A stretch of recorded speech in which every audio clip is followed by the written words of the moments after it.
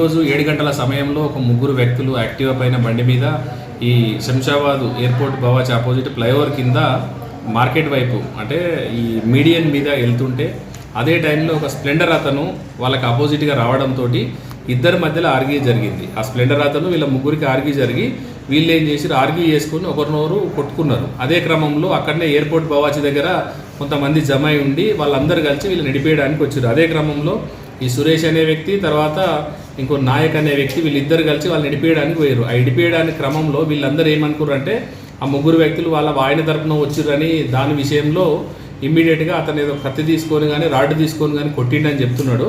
అతనికి తలకు ఇంజురీ అయింది, ఒక అతనికి తలకు ఇంజురీ అయింది, ఇంకో నాయకు కొద్దిగా ఇక్కడ చీక్ దగ్గర కొంచెం లైట్గా ఇంజురీ అయింది. ఇది వేరే ఇష్యూస్ ఏం లేదు, ఇదంతా ప్రశాంతంగా ఉంది. కాకపోతే ఈ సురేష్ అనే వ్యక్తి లోకల్ కాబట్టి ఆయన సంబంధికులు అందరూ దగ్గర ఒక 50 నుంచి 100 మంది వాళ్ళందరూ పోలీస్ స్టేషన్ దగ్గరికి వచ్చి ఇట్లా జరిగిందని తర్వాత వీళ్ళందరికీ కూడా జరిగిన విషయం అన్ని వివరించడం, వాళ్ళందరూ వెళ్ళిపోయారు. ఇప్పుడు ప్రశాంతంగా ఉంది, ఎలాంటి ఇష్యూస్ లేదు.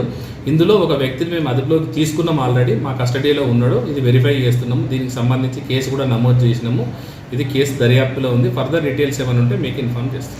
ఇప్పుడు సురేష్ పరిస్థితి ఎట్లా సార్? ఆయన అవుట్ ఆఫ్ డేంజర్, ప్రజెంట్ ఆ స్టిచ్చెస్ వేస్తున్నారు. మేము కూడా ఒకసారి వెరిఫై చేస్తాం.